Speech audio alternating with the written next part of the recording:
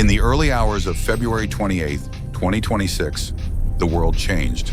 Not with a diplomatic cable, not with a warning shot, but with the simultaneous detonation of precision-guided munitions across 5 of Iran's most fortified cities. Time to the millisecond.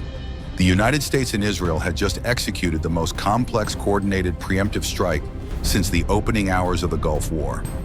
Washington designated it Operation Epic Fury. Tel Aviv called theirs Operation Roar of the Lion, and the message behind both names was unmistakable. The era of strategic patience with Tehran's regime was over. This was not a punitive raid. This was not a limited engagement. This was a calculated, doctrine-level operation designed to decapitate Iran's command structure, collapse its integrated air defense network, and neutralize its nuclear and ballistic missile infrastructure, all before the regime could issue a single coherent order in response. To understand the scale of what unfolded, you need to understand what was on the target list. Karaj, home to critical aerospace manufacturing and industrial complexes feeding the regime's missile program, was struck first and struck hard. Tehran, the capital itself, was not spared. Munitions were directed at highly sensitive coordinates around the Jamaren district and adjacent government corridors. If you know the geography of this region, you understand the gravity of this strike. This zone is the nerve center of the Iranian regime. It houses the primary operational offices of Ali Khamenei himself, the day-to-day command hub from which the regime orchestrates its regional network of proxy forces and internal repression. Isfahan, the crown jewel of Iran's nuclear enrichment and drone production programs, lit up the night sky under a barrage of precision strikes. Qom, the ideological heart of the clerical establishment, absorbed shockwaves that carried a message far beyond the physical damage. And out west, Kermanshahi's missile launch facilities were neutralized before their operators could so much as power up a single tracking radar. Every one of these targets was selected not at random, but as a node in the regime's ability to project power. Cut enough nodes and the entire network collapses. That was the theory. And on this night, theory became doctrine. Now here is where the operation crosses from impressive into genuinely extraordinary. The United States and Israel were not launching from a single location. They were coordinating simultaneous strikes from assets spread across thousands of miles of ocean and airspace. Down in the Arabian Sea, the USS Abraham Lincoln Carrier Strike Group bore down from the south and east. In the eastern Mediterranean, the USS Gerald R. Ford, the newest and most capable warship ever constructed, projected power from the west. Israeli fighter jets flew over 1,000 miles across contested and diplomatically sensitive airspace, threading through corridors over Jordan, Syria, and Iraq. Submarines lurked beneath the surface of the Persian Gulf. Arleigh Burke-class destroyers held station at precise coordinates.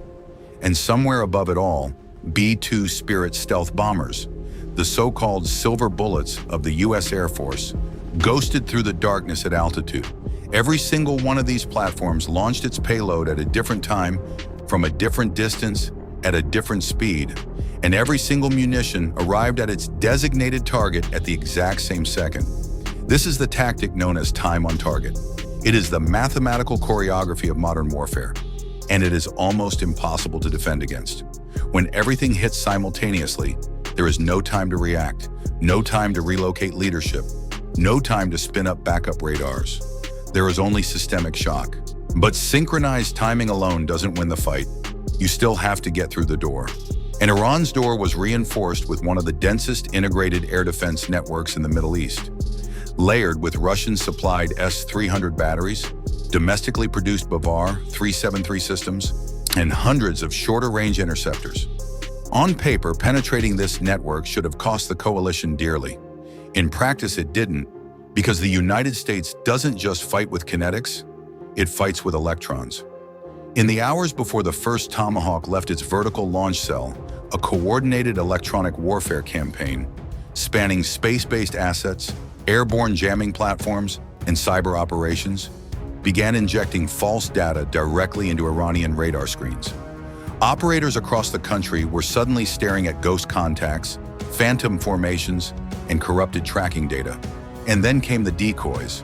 Hundreds of ADM-160 MALD miniature, air-launched decoys flooded Iranian airspace, To a radar operator already drowning in electronic noise, these small drones returned signatures identical to a full squadron of F-15S or F-16S screaming toward Tehran.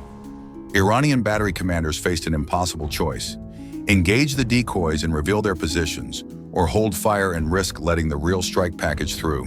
Most chose wrong. The moment those air defense radars lit up, they were tagged, tracked, and designated. What followed was a textbook suppression of enemy air defenses, SEAD, campaign. Tomahawk land attack missiles, flying nap-of-the-earth profiles to stay beneath radar horizons, slammed into S-300 and S-400 radar installations and command bunkers across the country. Safe corridors were carved through the network like surgical incisions. And through those corridors, fifth-generation stealth fighters, American F-35 Lightnings IIs, Israeli F-35 Izadirs, and possibly F-22 Raptors, sliced into hostile airspace completely undetected. Iran's air defense network wasn't just suppressed. For those critical hours, it was dismantled. The operation unfolded in 3 distinct waves, each building on the destruction of the last. The first wave was about kicking down the door. It began not with manned aircraft, but with robotic precision from the sea. Arleigh Burke-class destroyers, vessels like the USS Thomas Hudner, opened their vertical launch system cells and sent dozens of Tomahawk cruise missiles streaking toward Iranian surface-to-air missile sites, radar installations, and air defense command centers in Tehran, Elam, and Khuzestan. These missiles were programmed to loiter and strike simultaneously, degrading the integrated air defense system and clearing the path for what came next. The second wave brought the heavy hitters. B-2 Spirit stealth bombers, already deep inside Iranian airspace, while Tomahawks were still impacting, delivered massive ordnance penetrators and precision-guided munitions against hardened underground nuclear facilities. The kind of bunkers that only a 30,000-pound bomb dropped from a stealth platform can reach.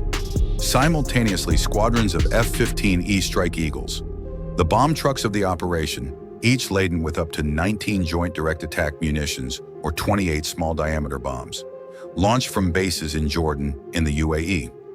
Their APG-82A ESA radars scanned valleys and terrain folds for mobile ballistic missile launchers. Working in pairs, they dropped precision ordnance on missile convoys, hardened hangars, and secondary command nodes. When they ran dry on munitions or fuel, they didn't return to base. They linked up with aerial refueling tankers orbiting in pre-established tracks, took on thousands of pounds of jet fuel at altitude, and turned back for a second sortie. The third wave sustained the pressure. From the deck of the Abraham Lincoln, steam and electromagnetic catapults launched aircraft every 30 seconds, F/A, 18E/F. Super Hornets carried anti-radiation missiles on destruction of enemy air defenses.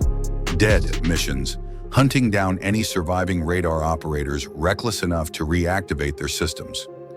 F-35C, Lightning IIs pushed deeper into contested airspace to strike high-threat targets beyond the reach of legacy platforms, and orbiting behind them all, E-2D Advanced Hawkeyes, the quarterbacks of the sky, managed the staggering volume of coalition air traffic, deconflicting hundreds of sorties across a battle space the size of Western Europe. At the center of this entire operation was a single, audacious objective: the elimination of Ali Khamenei. Israeli precision munitions struck the regime leader's compound in Tehran with devastating accuracy. Coordinates dialed in on the very building where Khamenei conducted day-to-day operations. The compound was leveled, but initial reports diverged sharply. Iranian state media insisted Khamenei had not been present when the munitions impacted, that the target had slipped away. Israeli defense officials countered with a very different assessment. According to Tel Aviv, confirmation came shortly after. Khamenei's remains had been located in the rubble. If verified, this would represent the single most consequential targeted strike in modern military history. Tehran responded with what it designated Operation Truthful Promise 4, a massive retaliatory barrage of ballistic missiles and armed drones surged outward toward U.S. installations and allied nations across the Middle East. Al-Dhafra Air Base in the UAE absorbed direct hits, resulting in casualties from shrapnel. The U.S. Navy's 5th Fleet headquarters in Bahrain was directly targeted. Qatari air defenses successfully intercepted incoming missiles, while Kuwait locked down its entire national airspace under sustained fire. Across Israel, nationwide sirens wailed as Iranian ballistic missiles arced over the horizon. Interception systems engaged at scale, with mid-air neutralizations illuminating the skies above Tel Aviv and Jerusalem. The regime, even wounded, even potentially decapitated, had demonstrated precisely what Western planners had always feared: the ability to saturate multiple theaters with simultaneous long-range fire. By sunrise, the first phase of operations was complete. Iran's integrated air defense network had been blinded by Tomahawk cruise missiles. The backbone of its nuclear program had been crushed by B-2 Spirits. The limbs of its ballistic missile forces had been severed by Strike Eagles in carrier-based aviation. And the regime's leadership structure had been struck at its very apex. But make no mistake, what happened on February 28th was not the end of a conflict. It was the opening chapter. Iran retains thousands of ballistic missiles, a vast drone inventory, and a network of proxy forces embedded across Lebanon, Syria, Iraq, and Yemen. The question now is not whether the strike succeeded tactically. It did by almost every measurable standard. The question is whether this level of systemic shock can translate into lasting strategic change, or whether the region is now locked into an escalatory spiral with no clear off-ramp. One thing, however, is beyond dispute. On this night, the United States and Israel demonstrated a level of joint operational precision that has no parallel in modern military history. And every military planner on Earth, friend and adversary alike, is now studying what happened and asking themselves a single, uncomfortable question: could they have stopped it?